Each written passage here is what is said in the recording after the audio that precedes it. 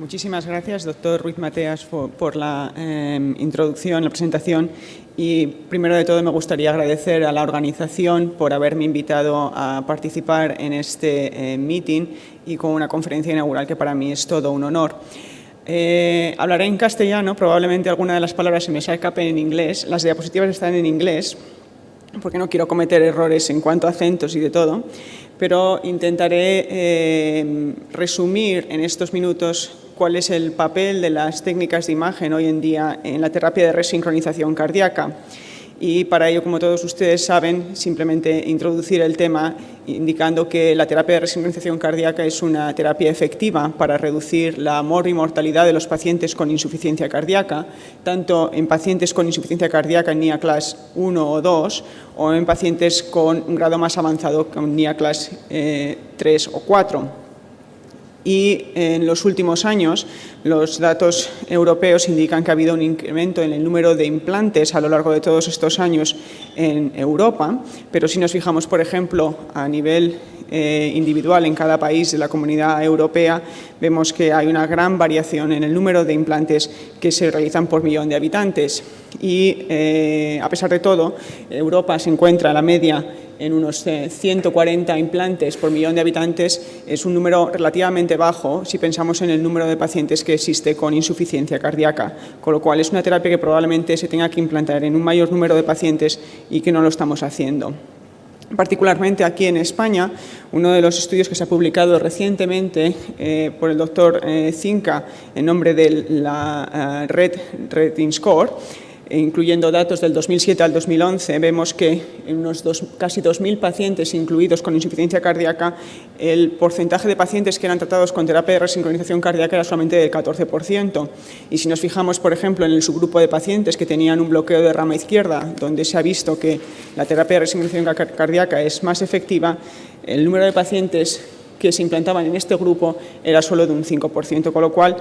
como las guías europeas indican, existe un reducido uso de esa terapia en pacientes con insuficiencia cardíaca. Si nos fijamos, por ejemplo, en la evolución de cómo ha ido cambiando el número de implantes a lo largo de los años, pues si nos fijamos desde 2005 al 2007, donde se incluyeron las primeras guías que incluyeron la terapia de resincronización cardíaca, pues básicamente se basaban en estudios que incluían pacientes con insuficiencia cardíaca avanzada, en NIA Class 3, con una fracción de eyección entre 22 y el 30%, con un QRS de duración entre 150 y 170 milisegundos y con un porcentaje de pacientes con bloqueo de rama izquierda bastante variable del 54 al 100%.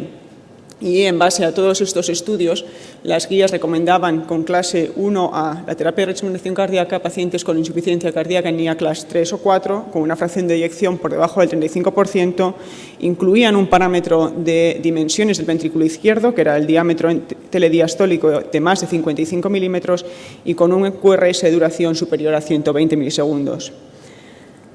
Posteriormente, estos estudios, o cuando se vieron los efectos beneficiosos de la terapia de resincronización en este grupo de pacientes, se planteó el poder prevenir la progresión de la insuficiencia cardíaca y para ello se realizaron estudios incluyendo pacientes en un grado más inicial de insuficiencia cardíaca con NIA Class 2, más del 81%, también con una fracción de eyección reducida, con un QRS ancho y con un bloqueo de rama izquierda, en este caso con una mayor proporción, 70% de ellos. Y el update de las guías clínicas en ese momento incluyeron como clase 1A los mismos pacientes que estaban anteriormente y pacientes en NIA Class 2 con un QRS mayor de 150 milisegundos en este caso. Y eso viene a raíz de los subestudios realizados, por ejemplo, en el MADI-CRT o en el REVERSE, en el que se demostró que los pacientes que tenían un QRS mayor de 150 milisegundos eran los que realmente se beneficiaban de esta terapia. Lo mismo, por ejemplo, aquí en el estudio REVERSE.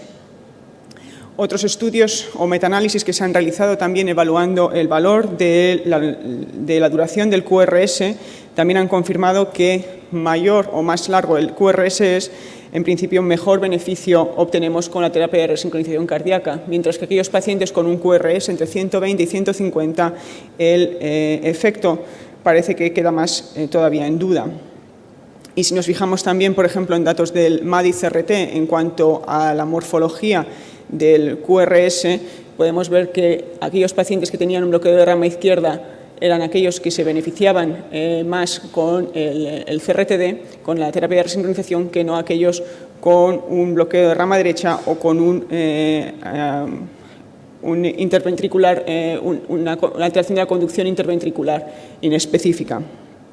Y lo mismo, por ejemplo, nos muestra los resultados de este metaanálisis, también incluyendo pacientes con bloqueo de rama izquierda, con bloqueo no de rama izquierda, viendo que solamente aquellos pacientes con bloqueo de rama izquierda son los que se favorecen. En base a todos estos estudios, las guías actuales en cuanto a terapia de resincronización para pacientes en ritmo sinusal consideran clase 1A aquellos pacientes con un bloqueo de rama izquierda, con una duración del QRS superior a 150 milisegundos, y 1B para aquellos pacientes con un QRS de 120-150 milisegundos. Mientras que aquellos pacientes que no tienen bloqueo de rama izquierda, en este caso la recomendación sería 2A o 2B, y la terapia de resincronización se puede considerar como tratamiento en estos pacientes. Probablemente en estos pacientes en los que la selección de los pacientes que realmente se beneficiarán de la terapia de resincronización se puede refinar si añadimos las técnicas de imagen en la selección. Lo que pasa es que hasta ahora no muchos estudios han evaluado el beneficio de la terapia de resincronización basándonos en estudios de imagen que evalúan los diferentes mecanismos patofisiológicos que explican la respuesta a la terapia de resincronización cardíaca. Otra de las novedades de las guías actuales es que incluyen también una recomendación para los pacientes con QRS estrecho. Y estas recomendaciones se basan en los estudios del RETHINK Trial, en el que solamente se incluyeron 172 pacientes,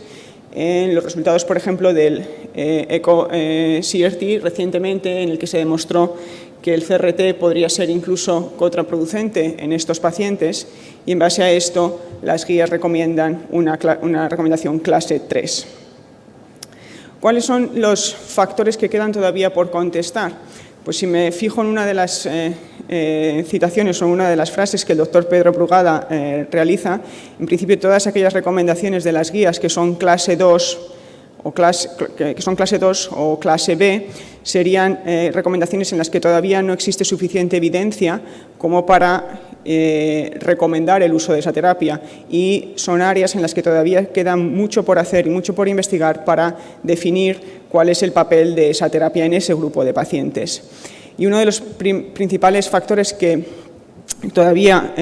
nos cuestionamos es cómo definimos la respuesta a la terapia de resincronización cardíaca y cómo seleccionamos a esos respondedores en base a la definición de respuesta que nosotros evaluemos. Y por último también, cuál sería el rol de la imagen cardíaca en todos esos aspectos, en la selección de pacientes, en la estrategia de implante, como se ha visto anteriormente en una de las ponencias, a veces puede ser difícil, y en el seguimiento de estos pacientes, por aquellos pacientes que no muestran una mejoría de la situación clínica o de la función cardíaca con la terapia de resincronización cardíaca, podemos evaluar cuáles son los factores que están detrás de esta no respuesta y si existe algún factor que podemos corregir que nos ayude a convertir el paciente en un respondedor. Si nos fijamos en una de las primeras preguntas, en cómo definir la respuesta a la terapia de resincronización cardíaca, pues este es, por ejemplo, un resumen que se encuentra en el consenso del Europace del 2012, en el que el tipo de respuesta, si nos fijamos, por ejemplo, en puntos en endpoints fuertes, como por ejemplo mortalidad global o mortalidad cardiovascular, o si nos fijamos en parámetros de respuesta ventricular en cuanto a reducción de los tamaños ventriculares o mejoría de la función ventricular, o si nos fijamos en puntos más flojos, como por ejemplo serían parámetros clínicos de mejoría o en parámetros combinados, pues el porcentaje de no respuesta a la terapia de resincronización varía de un 20 hasta casi un 50%.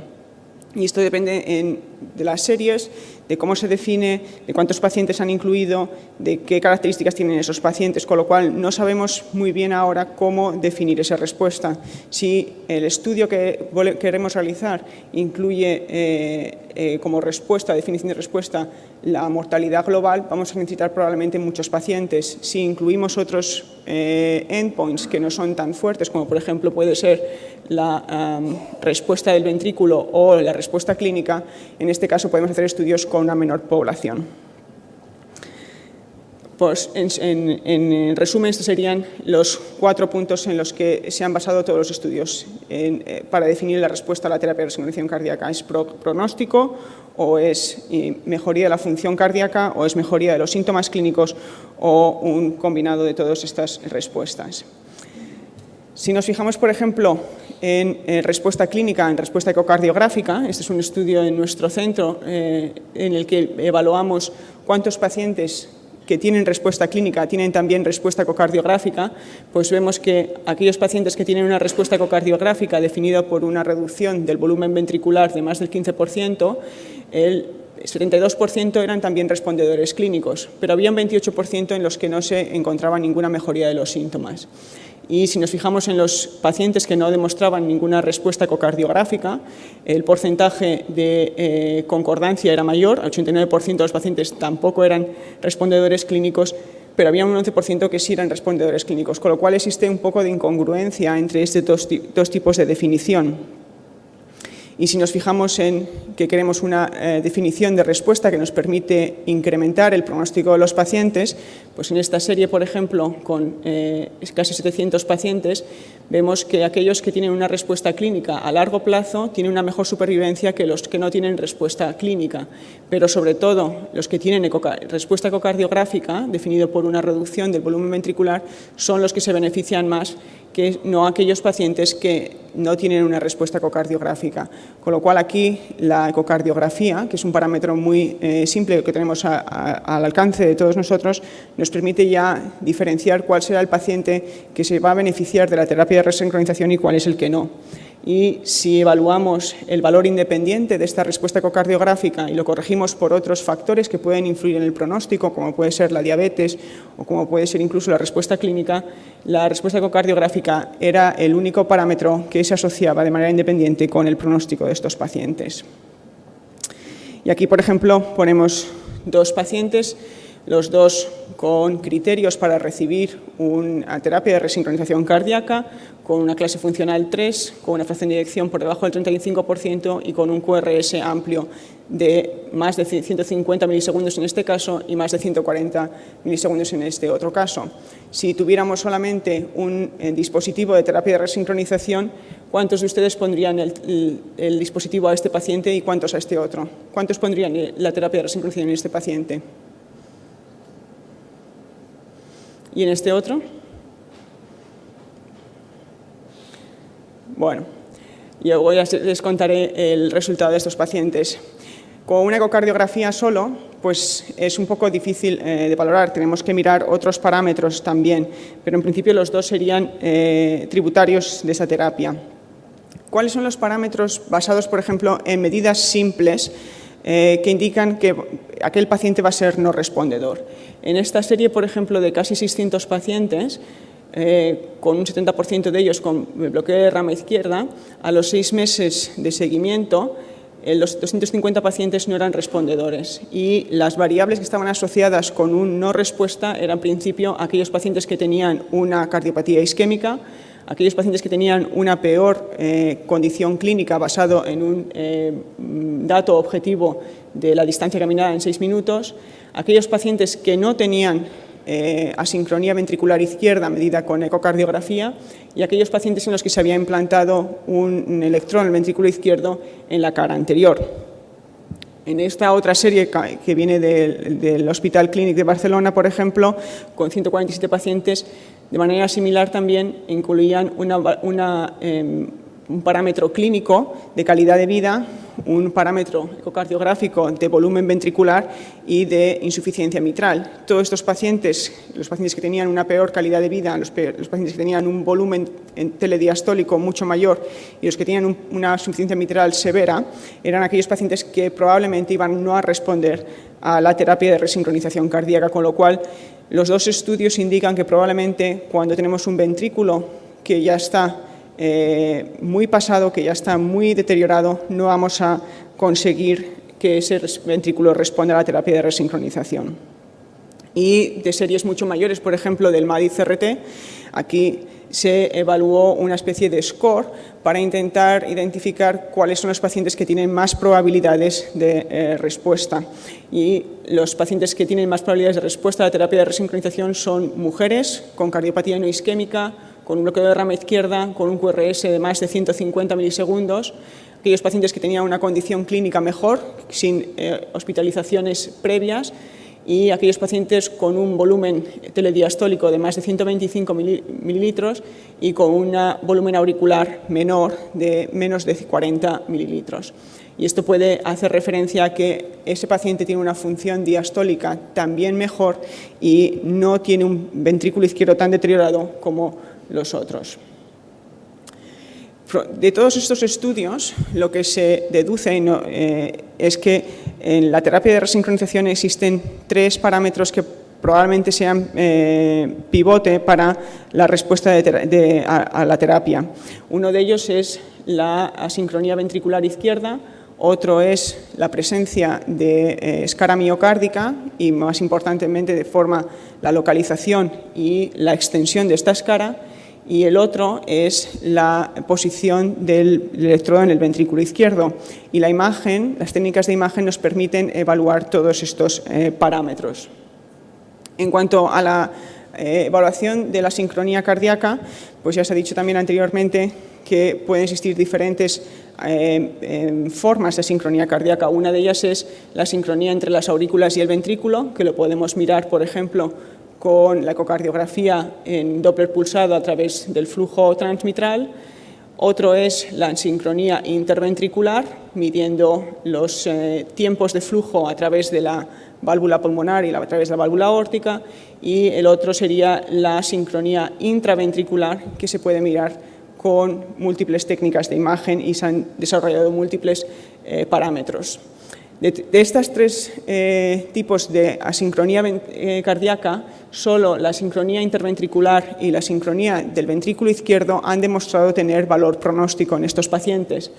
La sincronía interventricular, medida entre el ventrículo derecho y el ventrículo izquierdo, el Kerechev Trial propuso un parámetro o un valor de más de 40 milisegundos, y aquellos pacientes que tenían una mayor asincronía entre los dos ventrículos tenían un mejor pronóstico a largo plazo que los pacientes que tenían menos asincronía, con lo cual la terapia de resincronización se tiene que implantar en aquellos pacientes que sí que tienen una sincronía ventricular que resincronizar. Y la asincronía ventricular izquierda, solamente en el ventrículo izquierdo, ha demostrado también tener un valor pronóstico utilizando diferentes parámetros ecocardiográficos de medida. Una de las técnicas de imagen más novedosas, que hablaré luego, es la electrocardiografía no invasiva, en el que se utiliza una técnica de TAC y en el que se puede mirar los tiempos de activación del ventrículo izquierdo. Y en esta serie, por ejemplo, podemos ver que la duración del QRS no significa que siempre tienen el mismo patrón de activación ventricular. Por ejemplo, en este paciente, con un QRS de 180 milisegundos, se puede ver que tiene una activación mucho más pronta del septo, que linda con el ventrículo derecho, y mucho más tardía de la pared posterolateral. Y cuando se implanta la terapia de resincronización, todo se vuelve mucho más sincrónico. Este paciente, que también tiene un QRS de 180 milisegundos, tiene más o menos casi el mismo patrón ventricular de activación, pero cuando se implanta la terapia de resincronización todavía existe una marcada sincronía dentro del ventrículo izquierdo, con lo cual en este paciente, por ejemplo, podría ser que el electrodo en el ventrículo izquierdo nos ha implantado en la óptima posición para conseguir una resincronización. Si nos vamos a este otro paciente con un QRS de 160 milisegundos, pues prácticamente el patrón de activación no cambia con la terapia de resincronización y en este otro de 140 milisegundos pues tampoco cambia, con lo cual el tamaño, la duración del QRS y la morfología del QRS no siempre indica que va a ser el mismo patrón de activación, pueden haber diferentes patrones de activación y la terapia de resincronización puede tener diferentes respuestas. Y en este caso, los que venimos de imagen hemos intentado ayudar a identificar cuáles son aquellos pacientes que tienen una mayor asincronía ventricular mecánica y que se pueden beneficiar de la terapia de resincronización. Ha habido diferentes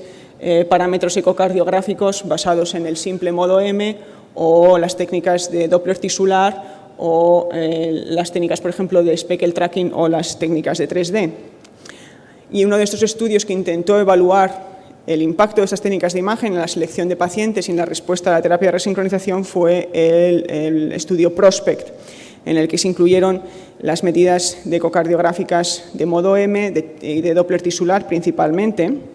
Y lo que se puede ver en esta gráfica, tanto medidas ecocardiográficas estándar como de Doppler tisular, pues la posibilidad de identificar al paciente que responderá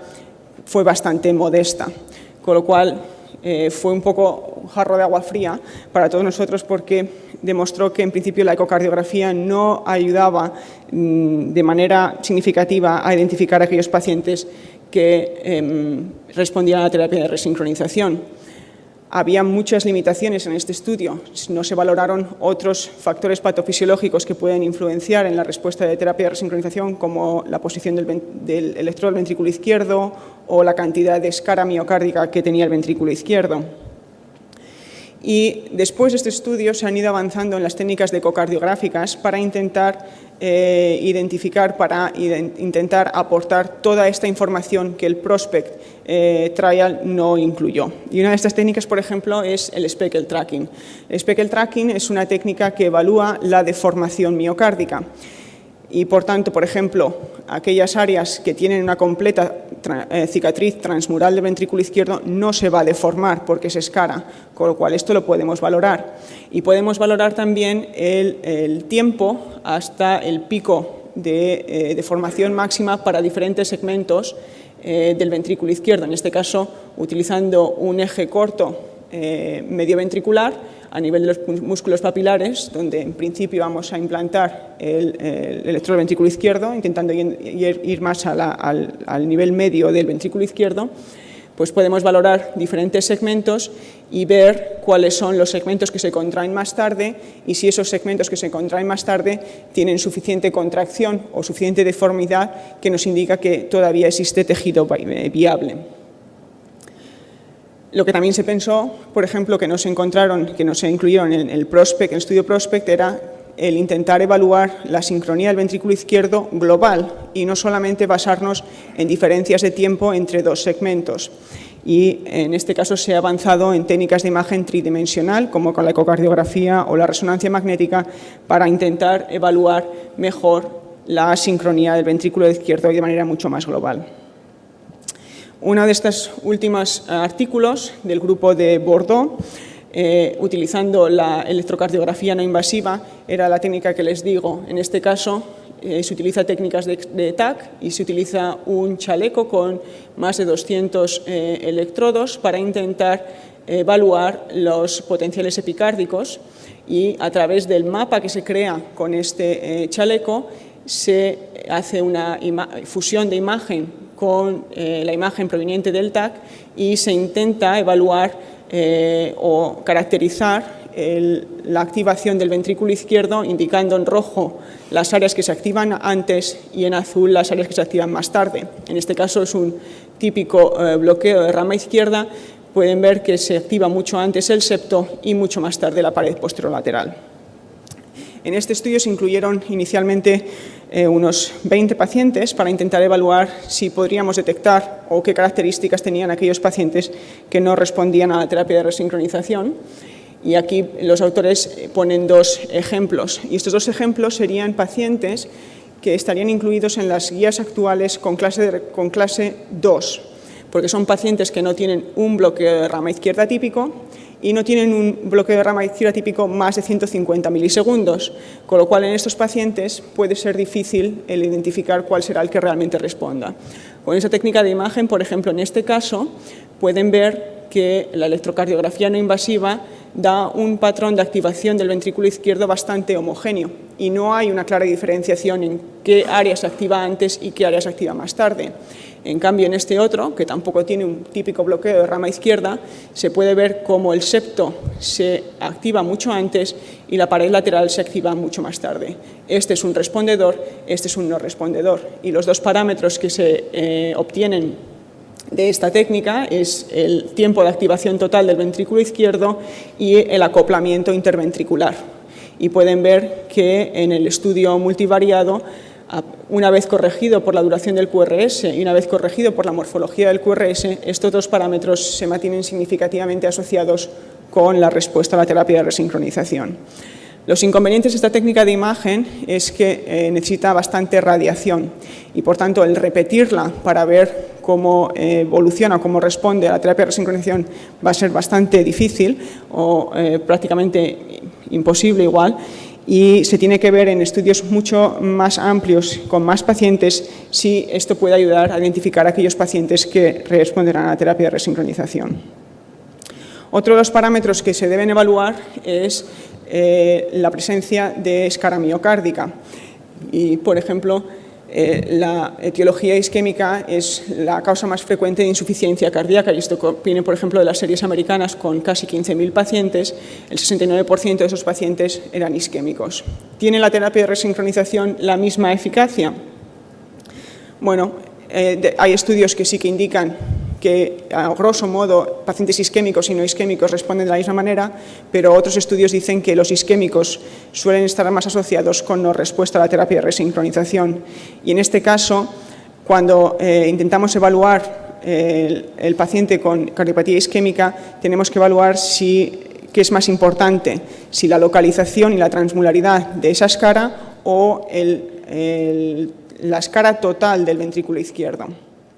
Porque la localización y la transmolaridad de la escara puede ser importante para la localización del electrodo del ventrículo izquierdo, pero si el ventrículo de por sí ya tiene una extensión de escara bastante amplia, probablemente ese ventrículo no va a responder.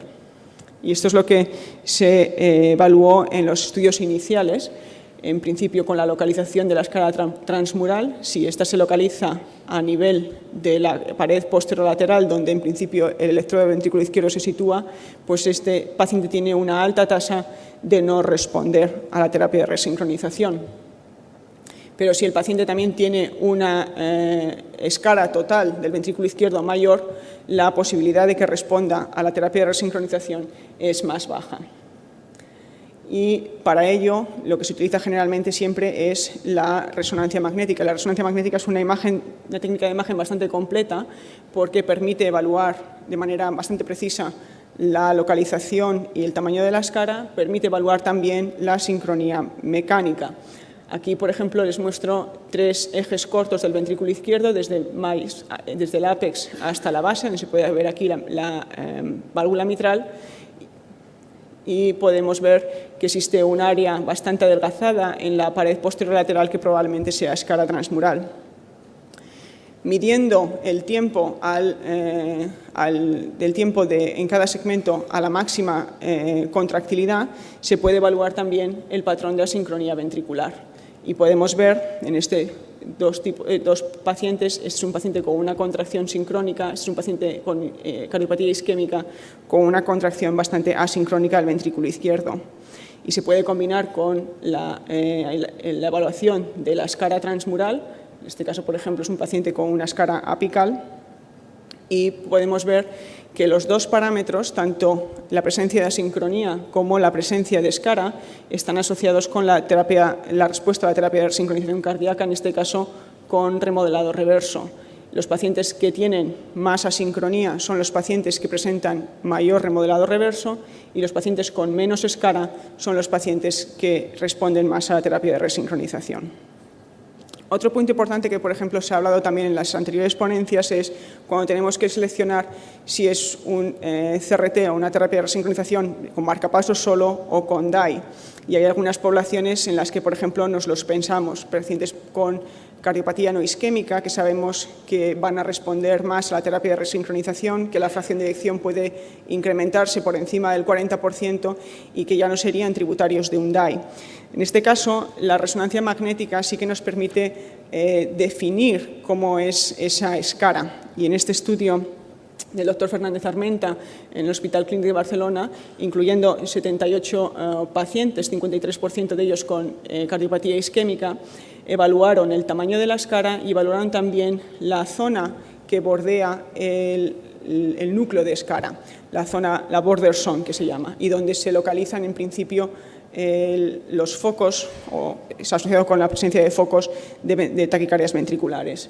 Pues con resonancia magnética y con softwares específicos se puede identificar la zona núcleo de escara, se puede identificar la zona borde de escara, y aquellos pacientes con una mayor border zone son aquellos pacientes que tienen un mayor número de terapias de DAI apropiadas a largo plazo que los pacientes que no tienen prácticamente border zone, que no tienen tanta escara.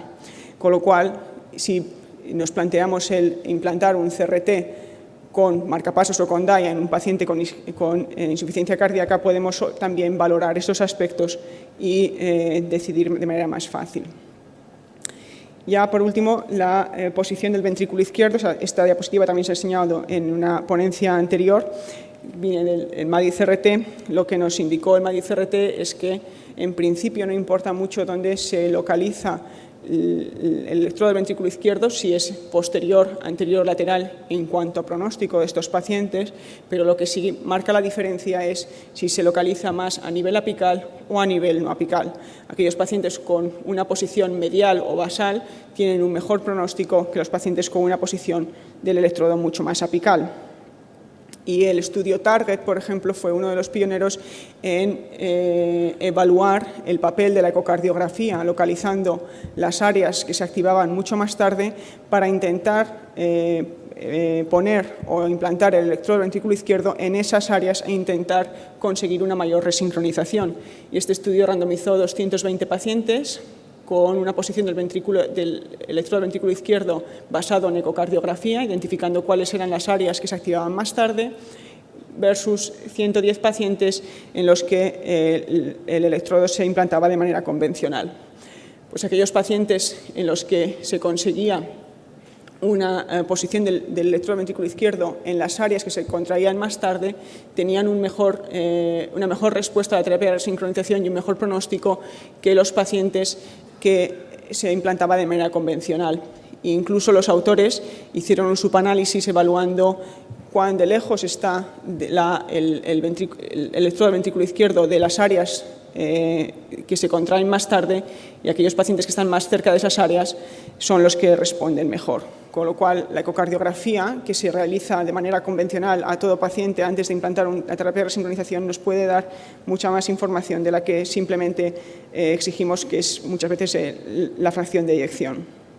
Estos serían, para resumir, los 3 parámetros que debemos evaluar, y en el futuro lo ideal será combinar las 3 informaciones en una técnica de imagen, y esta probablemente vaya a ser la resonancia magnética, ya que nos permite obtener la información de cicatriz, hacer una segmentación del ventrículo indicando en el rojo, por ejemplo, cuáles son las áreas de escara, en verde cuál es el miocardio viable, superponer en azul la anatomía del seno coronario, y toda esta información superponerla en la segmentación en la imagen de fluoro cuando realizamos el implante, para intentar guiar de manera mucho más precisa dónde tiene que implantarse el electrodo del ventrículo izquierdo.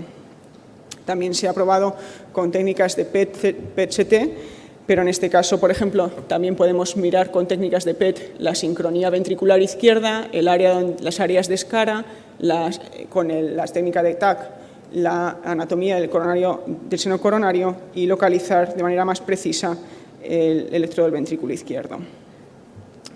Una vez implantado la terapia de resincronización, lo que nos gusta saber es si el paciente ha mejorado o no, y si no ha mejorado, si existe algo más que hacer por ellos para intentar mejorar la situación clínica. Y aquí es donde viene la optimización de la terapia de resincronización. Existen múltiples estudios, muchos de ellos en series de un solo centro, que han intentado evaluar la ecocardiografía para optimizar la terapia de resincronización. Existen otros estudios randomizados, como el SMART-AV o el Rhythm o el Decrease o el Freedom, que han demostrado resultados un poco controvertidos. Y nosotros realizamos un metaanálisis intentando evaluar cuál es el beneficio de estas técnicas de optimización, y lo que vimos es que del resultado de todos estos estudios, bueno, pues no parece que la optimización a largo plazo conlleve una mejoría de la situación clínica de estos pacientes. Hay que decir que estos estudios incluyeron poblaciones que a lo mejor no se tendrían que haber optimizado, porque ya eran pacientes que habían respondido inicialmente a la terapia de resincronización, con lo cual optimizar ahí no vamos a optimizar mucho. Pero falta el estudio en el que se incluyan pacientes no respondedores, en el que se haga una optimización mucho más dirigida y ver si realmente la optimización con ecocardiografía u otras técnicas de imagen permiten mejorar los resultados de esta terapia. Y, de hecho, las guías actuales también incluyen una recomendación en cuanto a la posición del electrodo del ventrículo izquierdo, en las que dicen que la posición apical se debe evitar cuando sea posible y que el electrodo del ventrículo izquierdo se debe localizar en las áreas que se activan más tarde. Como veis, la indicación es clase 2A y 2B, con lo cual necesitamos mucha más evidencia para realizar estas recomendaciones con un nivel de recomendación mucho más alto. Y en cuanto a las técnicas de optimización, lo que indicamos es que no hay actualmente una evidencia suficientemente fuerte y robusta que nos haga recomendar la optimización de manera sistemática a los pacientes que reciben terapia de resincronización cardíaca. Y como conclusiones, pues como todos sabéis, la terapia de resincronización es una terapia efectiva para pacientes con insuficiencia cardíaca, aunque probablemente esté todavía infrautilizada. Hay algunas incertidumbres en las que se necesita todavía más investigación y probablemente las técnicas de imagen jueguen un papel importante, pero no le sacamos el provecho que les tendríamos que sacar a todas ellas. Y probablemente sí que nos ayudarían a refinar la selección de los pacientes y en un futuro, si existen más estudios en cuanto a optimización, para optimizar también los resultados de la terapia de resincronización. Muchas gracias por su atención.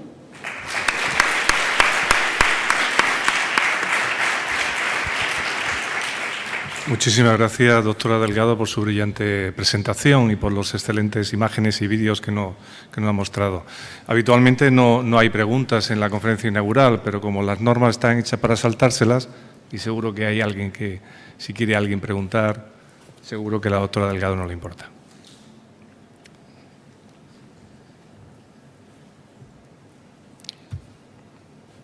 Bueno, ni siquiera el doctor Martínez Ferrer va a preguntar. Sí, se han quedado todos. Bueno, muchísimas gracias de nuevo. Hola, buenas tardes. Hay una pregunta, sí. Una pregunta quería hacer a la doctora Delgado. Lo primero, felicitarla por la presentación, que me ha gustado mucho. Yo no soy cardióloga, soy radióloga, pero estoy iniciándome en el manejo de la resonancia magnética cardíaca y me gustaría que me podría explicar un poco cómo podemos valorar la border zone que ha estado diciendo alrededor de la escala, que es la zona donde dice que comienzan las taquicardias ventriculares. ¿Cómo se ve eso en imagen cardíaca? Sí, la border zone en principio lo que se utilizan son softwares específicos que evalúan la señal de intensidad del miocardio sano y del miocardio con escara. En principio, un área de intensidad intermedia, depende de dónde se ponga el dintel, aquella indicaría la zona de border zone, por así decirlo. Todas estas técnicas de imagen, y depende mucho también de la resolución espacial, pues tienen una cierta variabilidad. Y en algunos estudios sí que se ha demostrado que tiene una variabilidad bastante baja, pero suelen ser centros con una alta experiencia. las técnicas de imagen con resonancia magnética no existen estudios con amplias poblaciones. Nos gustaría incluir muchos más pacientes con ese tipo de estudio y hacerlo mucho más exhaustivo. Y esperamos que haya más estudios con esto, pero inicialmente los estudios que se presentan todos van en la misma dirección, que aquellos pacientes que tienen una cardiopatía isquémica o no isquémica, pero que tienen una zona de escara, una border zone mayor, son los que tienen más riesgo de presentar taquicardias ventriculares a largo plazo. Vale, muchas gracias. Bueno, pues acabamos aquí. Me acaba de llegar una nota de la organización de Congrega, solamente para recordarles que los autobuses salen a las 20 horas en punto para la visita guiada, únicamente si es posible salir puntuales. Bueno, y lo segundo es que para el que no vaya a la visita guiada, a las 21:15, 9:15, para ir en autobús directamente a la cena. Muchas gracias, doctor Delgado.